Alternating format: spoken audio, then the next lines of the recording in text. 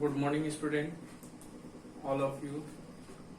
आज हम लोग अल्फा ऑनलाइन कोचिंग की तरफ से फिजिक्स 11th क्लास जो मोशन का चैप्टर पढ़ेंगे। इसमें हम लोग ये प्रूफ करेंगे गति के तीनों नियम, जिसमें v is equal to U plus A T, V square is equal to U square plus 2as, s is equal to U T plus half A T square. इसको हम लोग किस मेथड से जानेंगे? तो इसको हम लोग ज्यामितीय विधि द्वारा साबित करेंगे। यहाँ पर ध्यान देना है कि किस विधि से करना है, ज्यामितीय विधि से इसको साबित करना है। इसमें u जो है वो प्रारंभिक गति,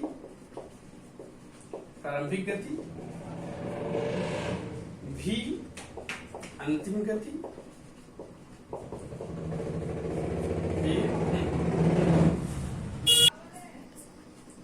तो u क्या है? प्रारंभिक गति, v अंतिम गति, a त्वरण और t जो है वो समय है। ज्यामितीय विधि द्वारा साबित करना है तो पहले हम लोग एक ग्राफ बनाएंगे। इस ग्राफ जो है एक्स एक्सिस ओ और ये वाई एक्सिस। एक्स एक्सिस पर हम लोग टाइम को रखेंगे, टाइम को सेकंड में, और वाई एक्सिस पर इसको रखेंगे वेलोसिटी मीटर पर सेकंड।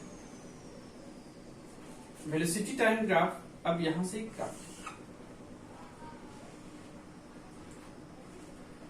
तो वेलोसिटी टाइम ग्राफ किसको रिप्रेजेंट करता है? वो वेलोसिटी टाइम ग्राफ एक्सीलरेशन को इंडिकेट करेगा, यानी त्वरण,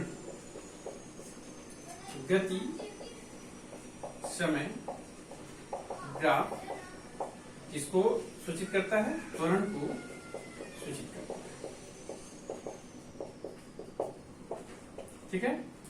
मान लिया कि यहाँ पास इसका जब वस्तु जो है गति की अवस्था में चलना प्रारंभ की थी तो उस समय उसकी गति u थी।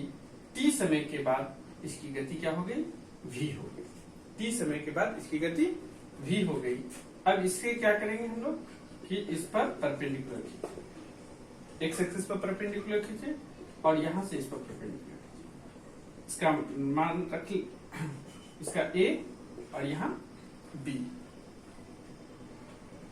इसको c रख दें और यहाँ d। ये ग्राफ हो गया। एक्स एक्सिस किसको रिप्रेजेंट कर रहा है? टाइम को। वाई एक्सिस किसको रिप्रेजेंट कर रहा है? वेलोसिटी को। और ए बी जो स्लोप हुआ वह किसको रिप्रेजेंट करेगा? त्वरण। ए जो है क्या है? त्वरण। इसको कौन रिप्रेजेंट कर रहा है? A B. तो पहले हम लोग क्या करेंगे कि मान लेंगे कि कोई वस्तु जो है u वेग से गति कर रही है। t समय के पश्चात उसका वेग बढ़कर क्या हो जाता है?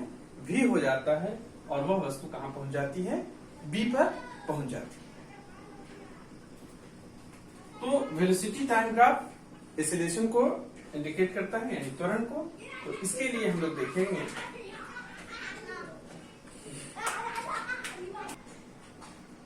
अब हम लोग यहां पर देखेंगे कि BC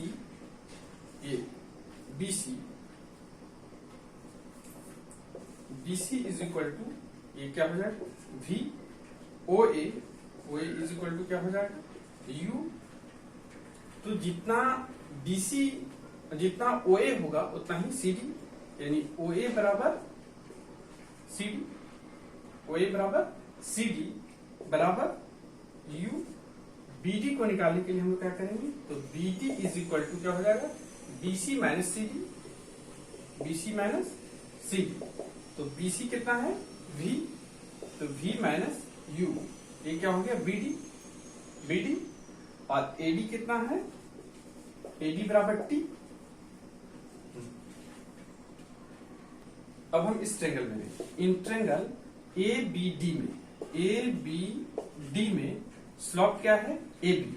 स्लोप जिसको हम लोग कहते हैं ढाल, स्लोप क्या है? AB।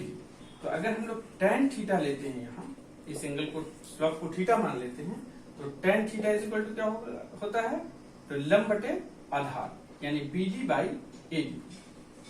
तो BD बाई AD। तो tan थीटा यानी स्लोप को क्या बतलाता है, एक्सीलरेशन A, यानी A बराबर BD बाई AD। तो BD कितना हम लोग निकाले हैं, V माइनस U, और AD कितना है, T।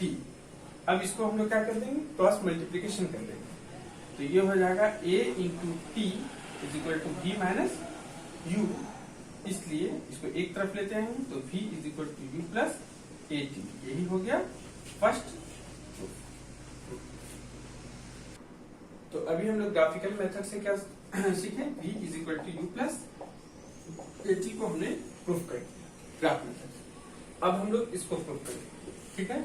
इसको प्रूफ करने के लिए हम लोग क्या करेंगे, इसमें इस फिगर में देखिए, तो इस फिगर में OABC एक तरह का समलंब चतुर्भुज है। OABC समलंब चतुर्भुज किसका कहते हैं, जिसकी एक भुजाएं जो है, एक भुजाओं का युग्म समानांतर हो। तो ये दोनों भुजाएं समानांतर है। तो यहां पास हम लोग चतुर्भुज यानी समलंब चतुर्भुज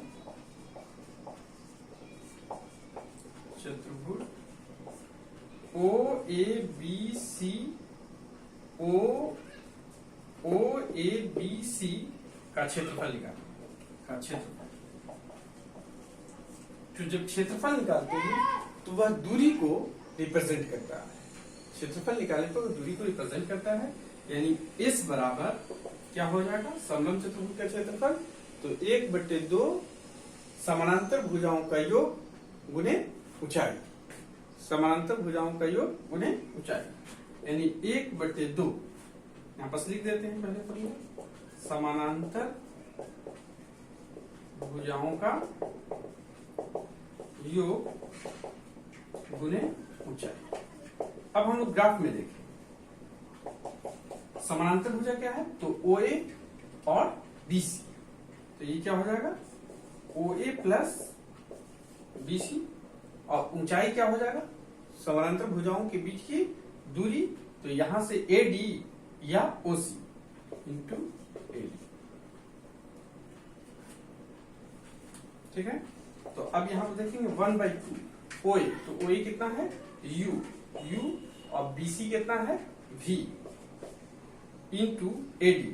तो AD कितना है, अब हम लोग देखेंगे AD तो है AD T। तो अब हम लोग AD को फॉर्म में बदलेंगे, स्लोप के फॉर्म में बदलेंगे। तो यहां पर स्लोप के लिए हम लोग निकाले थे कि BD by AD is equal to AB, यानी AB क्या रिप्रेजेंट कर रहा था, त्वरण को। तो BD बाई AD, तो यहां पर हम लोग AD बराबर क्या हो जाएगा, तो AD बराबर BD बाई AB। तो अब यहां पर AD की जगह पर हम लोग क्या बैठा देंगे, तो BD बाई AB।